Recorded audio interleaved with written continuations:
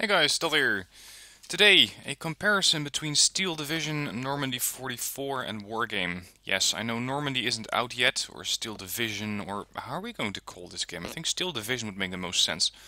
Anyway, these are going to be screenshots you're going to see from the stream. I, of course, had access to the closed beta, but I'm not allowed to talk about that, so we're going to just have a bit of a gameplay discussion. What kind of mechanics can you expect in this game? And this is all based on the stuff that we have seen in the stream. And how is that different from Wargame? So this is one of those videos that you can just put up in the back. You don't actually need to be paying attention to it too much. We're going to be looking at some screenshots, but most of it's going to be me talking about the different game mechanics. Alright, let's get started. For one, I assume you know this, but the era is completely different. Steel Division is, let's say, 1940s, 1945, and Wargame runs all the way up to 1996 and starts at about 1943. I think that's the oldest units that we can find, the Stokes. Now, you might be thinking, yeah, sure, wonderful, I already knew that, but what are the gameplay indications or implications? Well, for one, we don't have any ATGMs. And being a wargame player, ATGMs can be a pretty vital role in your strategy because it means that you have a solid position that you can easily defend from tanks. So you have a choke point set up somewhere, you put a couple of ATGMs down, and you deter any kind of vehicle from coming up close. That is something that you can no longer do in Steel Division. They just don't have them. And of course, in the Second World War and in this game too, you have the anti-tank guns. They work to some extent like the ATGMs. We've seen them in some of the streams. They work to some extent like the ATGMs, but the thing is that they are dead slow. They can run out of ammo, but they do carry more of it than the ATGMs. And they are pretty expensive, depending on the type of unit that you're going to buy. Now, the era also has implications for one of our other, very highly used units, which is helicopters. There are no helicopters in Steel Division. This is something that you may be thinking again of, yeah, right, well, what else is new? Well, just think for a minute what the implications of that are. No more helo rushing, a la Wargame. No more quick drop-off of reconnaissance infantry, the way that we're used to. No more quick drop-off of, for example, SAS or SASR or any other sort of specialized advanced infantry, so that the rest of your push can catch up later. There's no more quick terrain grabbing going on, and this is something that is going to make a difference in the gameplay. Now, especially I'm happy about the helo rushing no longer being an issue. Transport helos I'm definitely going to miss, but I'm also going to miss the gunships, the Apaches, the Cobras. Stuff like that is very handy as a quick response force, as a QRF. You don't have those. So a QRF, while it's not impossible in this game, is going to be much, much more difficult to create. And that is something that you're going to have to pay close attention to. You always need to be paying attention to where the next push might come. And of course this is no different from Wargame. But in Wargame at least you had helos flying at anywhere between 180 and 330 kph. And they would very quickly fill up gaps in your lines. You're going to have to play without those. You're going to have to play around the fact that you don't have those anymore. Now, something else that you can see on this screenshot is that you have 3 reinforcement routes. Now this is not too special, but from what I've seen, units can come from pretty much anywhere, and especially on a map like this, you need to be paying close attention to where your units are spawning. And especially in Steel Division, your units are not fast. They tend to take up a lot of time getting to the front line. So pay attention to where you need them, and make sure you bring them in way before you actually do need them, or you're going to find yourself falling behind. Now, moving on. What else we have? We have the deck system. Now, they haven't really outlined the deck system that much yet. What they have told us, and what you can see here, is that we have the phases system. Now, if you look at the, for example, the anti-tank forces that he has here, you have the units which are available, the AB PAT and the AB PAC. You also have a couple of units which are grayed out, saying Phase B and Phase C. The game works in 3 phases, and this is something that I've also explained in the stream, but I'm going to assume that you may have missed that. In Wargame, we can call in every unit that we like at any given point. There's no waiting for a unit to finally become available. That is very much different in Steel Division, and this also has implications for your deck system. If you're building your deck, you're going to have to pay attention to what phase you want to excel at. And for example, in a multiplayer game where you have a game lasting 30 minutes, you're going to have, for example, 3 phases lasting 10 minutes each. So in Phase A, you can call in units which are only available for Phase A. You cannot call in the units which are available for Phase C. And in case of, let's say, an armored deck, that would mean that those big and heavy tanks that you might want to call in, yeah, they're simply not available yet. You're going to have to wait till Phase C. And this is going to present a very interesting gameplay mechanic. Because, let's say as wargame players, we're already familiar with what I call 4-dimensional warfare. You have, of course, your 2-dimensional, so that's ground warfare. You have 3-dimensional, that's when the aircraft come in. Then you have 4-dimensional, which adds the element of time. And this is, well, how do we put this? Maybe 4-dimensional squared, something like that? Because not only are you going to have to pay attention to when a unit is going to arrive in the way that you do now, because in Wargame, when a unit comes in, it could take up anywhere from 2 to, let's say, 15 minutes before it actually reaches the front line, especially on some of those bigger maps. Now you're also going to have to pay attention to which units are available when in the game. And this means that you could have a deck that's going to be really powerful in Phase A. So it's going to quickly do a land grab in Phase A, where you have the most units invested. In Phase B, you can hold your own, and in Phase C, you could get overwhelmed. So we could be seeing decks which are especially set up for rushing. And that is something that you may need to be building your deck around, and that you can build your deck around. Now, more on deck building should be available Wednesday, I believe April 5th. I think that that's when they're going to be doing the next stream on deck building, so be sure to pay close attention to that, because at the moment I cannot say too much more about it. Something I can tell you about is what you're seeing at the top left of the screen. It says 430 and then plus 70. Your income, which you may be used to Wargame ticking in slowly. So it comes in ticks where you're saving up for a tank which is worth 120 points, for example. You want to buy it and you have 100 points, then you have 103, 105, 107, etc.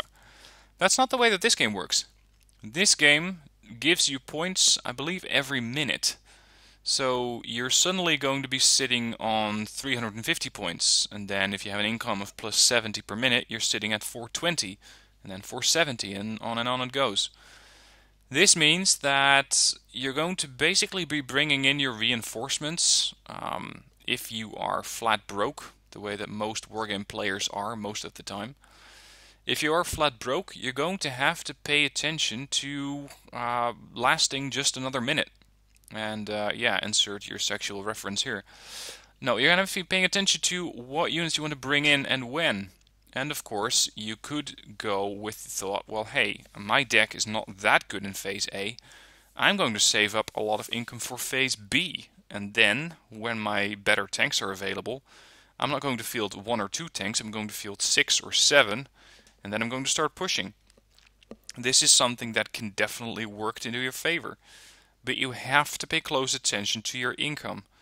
And unlike Wargame, Steel Division will force you to think ahead quite a bit farther than the way that we're thinking ahead in Wargame. Now, moving on to what you can see here. This is the front line, and this is what they call the dynamic front line. You can see that red has their own zone and blue has their own zone. And the way that this game is set up, or this gameplay that they showed in the previous stream, you have a conquest game mode, which in Wargame would dedicate you to call in a couple of units to capture certain sectors.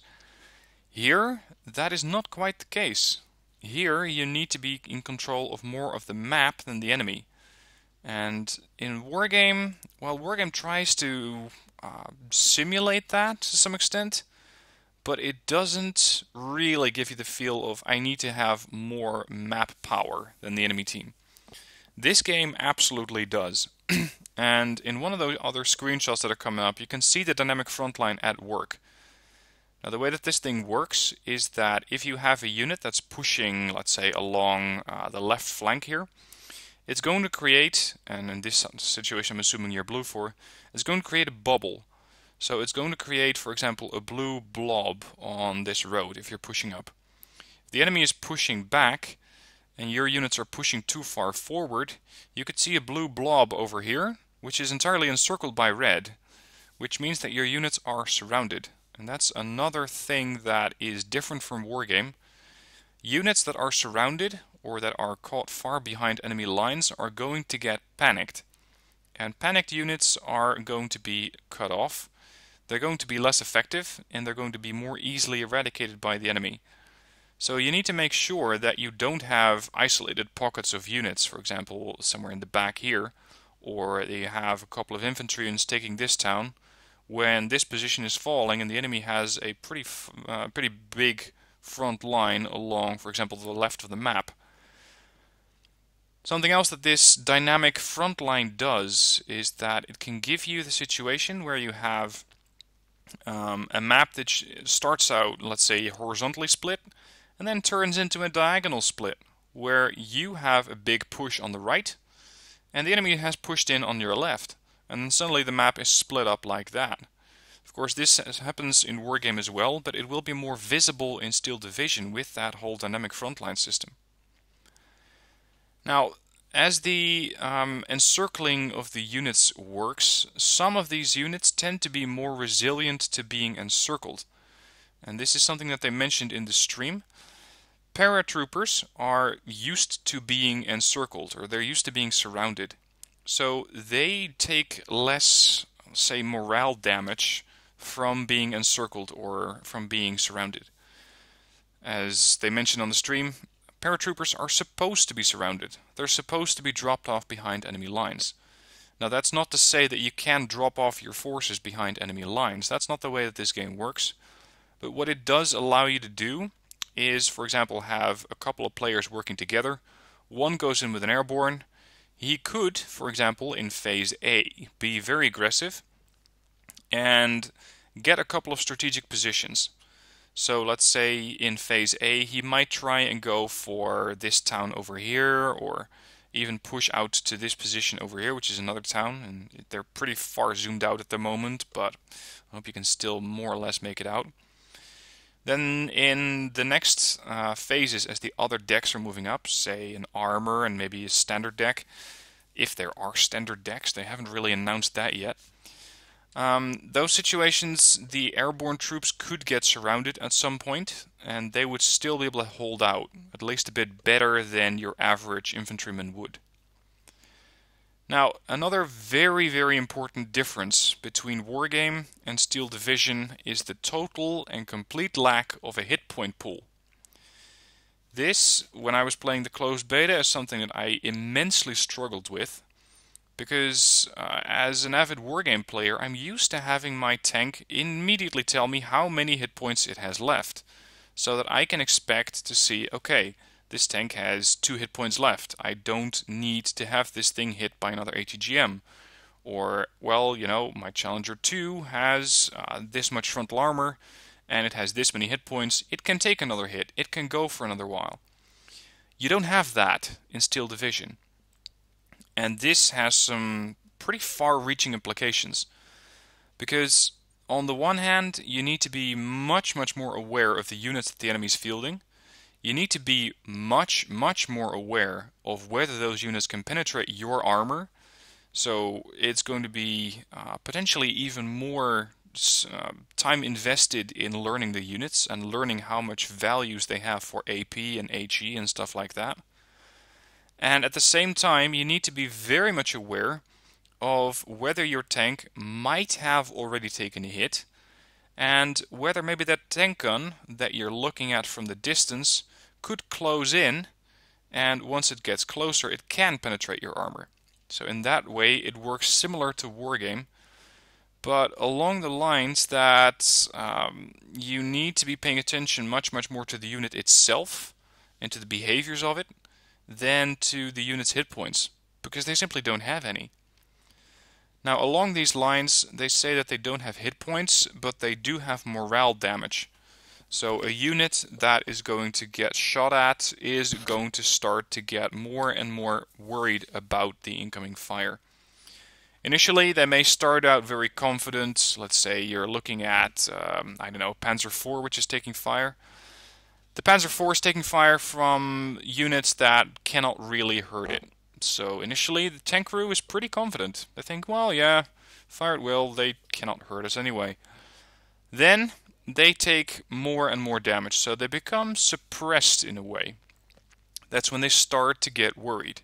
And of course, and this is similar to Wargame, worried units take a bit less aim, they're a bit less good at reloading. They have all sorts of penalties, which are increasingly bad the moment they get more and more worried. Eventually they're going to be stunned, which means that they don't respond to orders at all, and they could even rout from the battlefield. And this means that they're going to be basically just abandoning their post in full-fledged panic, and you cannot control them anymore. They might show their rear armor in case they're a tank, and all of this is not going to be very good for the unit in general. So you need to be paying very close attention to a unit that might be taking a lot of fire, and whether that unit is or is not going to break away from your main formation. Because if it does, then that could be the end of your push. And again, this opens up a whole host of strategies, whereas, for example, now, if I am pushing with my Challenger 2, you want the Challenger 2 out of action. You want it killed off. Because even a wounded Challenger 2 can still be quite a threat. If you, in this game, manage to just throw so much firepower at my Challenger that it gets stunned or panicked, or I'm not exactly sure which is the worst phase or the worst morale condition that they have in this game, then the Challenger 2 might still be there. And yes, I know there wouldn't be a Challenger 2 in this game, but if you manage to stun my tank like that and get it so worried that it's going to start fleeing, then you have achieved the same goal without actually destroying the tank. And of course, as these units get out of conflicts, they will get less worried, they will get less panicked, and as such, they are going to be a little bit more amenable to taking your orders for granted. So if you can pull back a tank which has been taking a lot of fire and get it to calm down, then maybe you can put it back on the front line. Now, with the no hit point bars, this is going to be an interesting combination. So we don't exactly know how effective a unit will be, how many hit points it has, and what can happen is that you have a perfectly healthy tank. It happens to take 1 or 2 hits and boom, gone. Your infantry, same deal. Take 1 or 2 good hits, dead. This is no different from Wargame, but your morale is far more important than what you had in the other types or in Wargame. This is something that you really need to be paying attention to if you're going to be playing this game. Now, something else that you can see on this screenshot is the stars. You have the AB Scouts, which have 1 star, and then the Pathfinders have 2 stars. These units are going to be veterancy. So the 2 stars are more veteran, meaning they are less likely to panic. And this also has implications for your deck, same way that it does for Wargame. More veterancy is less units available. This is the same basically for any Wargame title or any Eugen title, so expect it here as well. Something else. We have no command units. How's that for a change? We have no command units.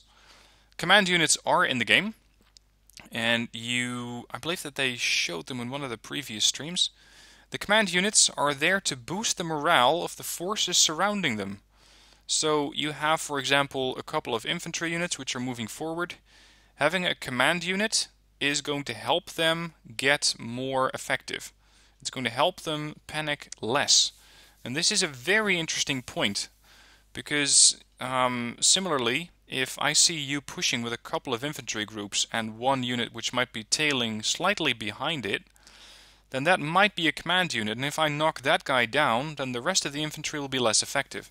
So if you can snipe the command unit, then that will help. But they no longer work the same way that they do in Wargame, where you have a command unit that is going to be coordinating a zone, or you need to be sniping for command units in the sense that if you snipe the command unit, the enemy player will lose the zone. They may lose the zone in Steel Division, but in a whole different sense, in the sense that the front line is going to be pushed back towards their position. Next, and I don't believe I have a screenshot of this, they have destructible cover. This is going to be very important. It is something that we don't have in Wargame. In Wargame you can throw any type of ordnance at, for example, a village, and regardless of how much you throw at it, the village will continue to stand. It will stand nuclear weapons, basically. Not so much in this game. In this game, you use your infantry units inside towns, for example, and you have them inside a building. Well, that building can get blown up, meaning they lose their cover. And lost cover means much easier time for the enemy to pick off your units. So a town that is heavily fought over could be completely wiped out. There could be no cover left. The thing is that it does not work the same way for trees, at least not from what I've seen. Trees are perfectly capable of taking hits time and time again and not going down.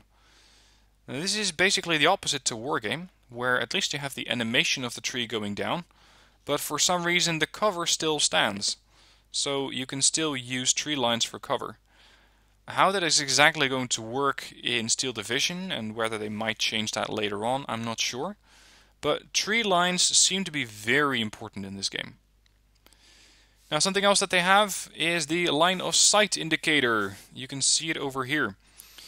This is done by pressing, I believe, C on the keyboard, or holding C, and then moving your cursor around.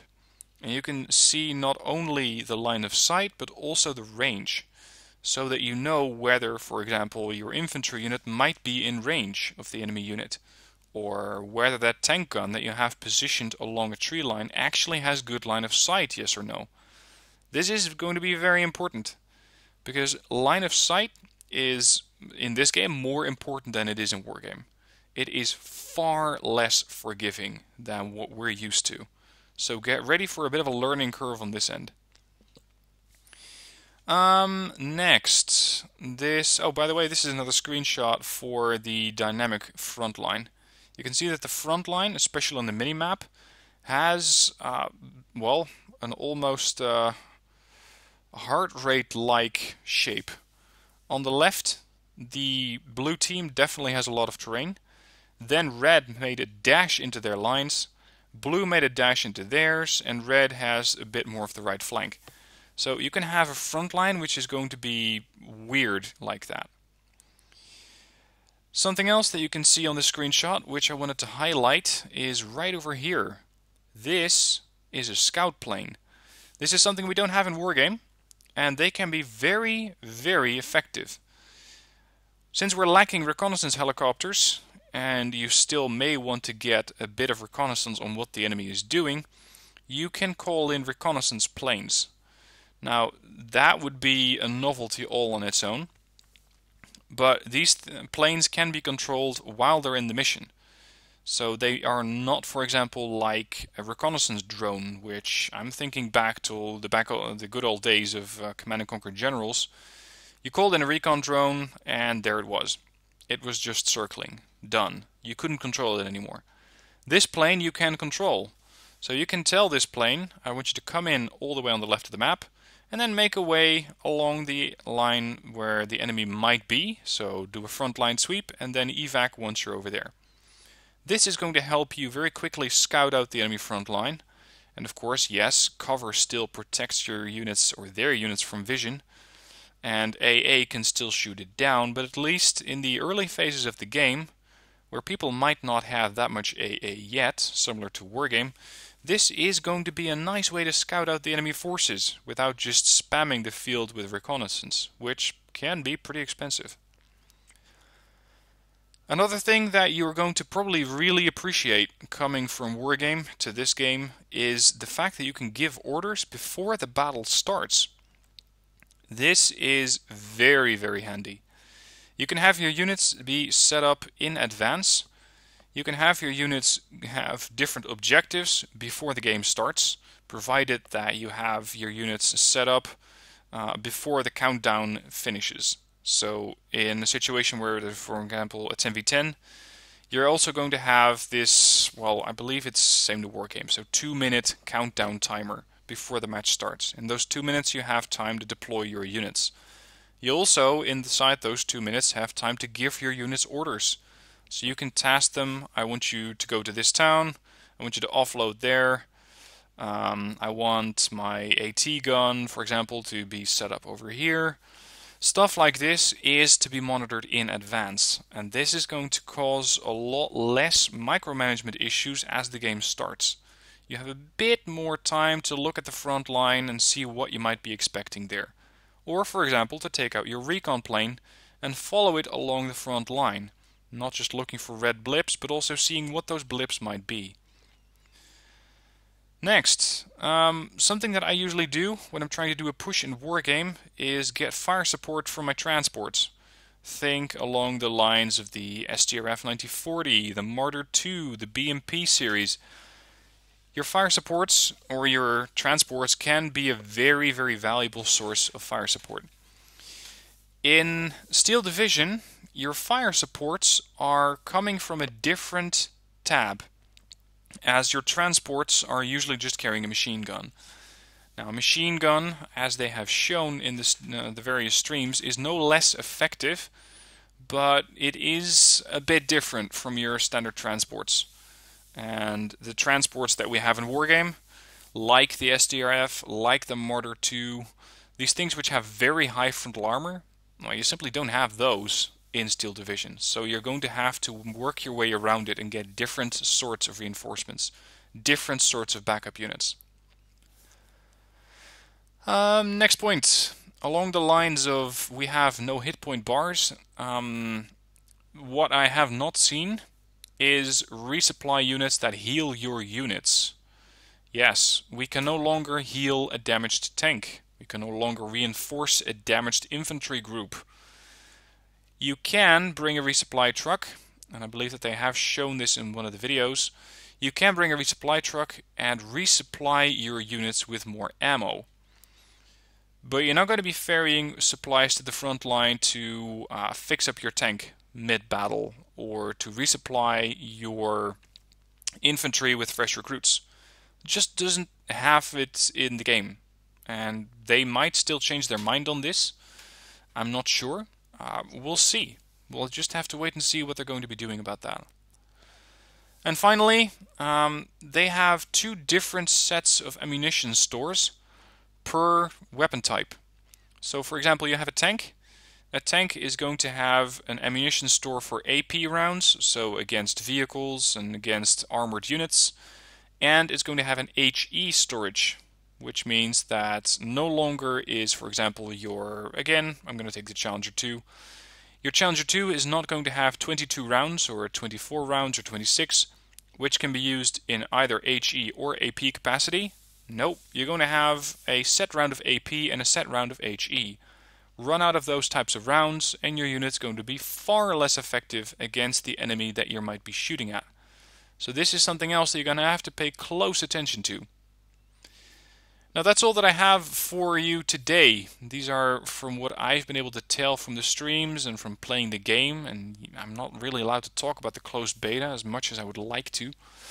These are the biggest differences from Wargame to this game. And right now I'm very interested in seeing your thoughts on it. What do you think about these changes? How do you think the game is going to be changing? How do you think the game is going to be played? And I really want to see what you guys think in the comments down below. So let me know, and I'd be happy to have a nice discussion down there. Anyway, hope you like this video. Bit different from the videos that we have been putting up previously. And yeah, unfortunately we still don't have a release date for this game. It was set in May, I believe. That was what Steam presented at some point. And then it changed to be announced or coming soon. So we still don't know. I don't know. And the moment that they tell me, I'll probably be telling you as well. Anyway, that's it for this video. I hope you enjoyed. Let me know what your thoughts are down below, and I'll see you soon for more videos.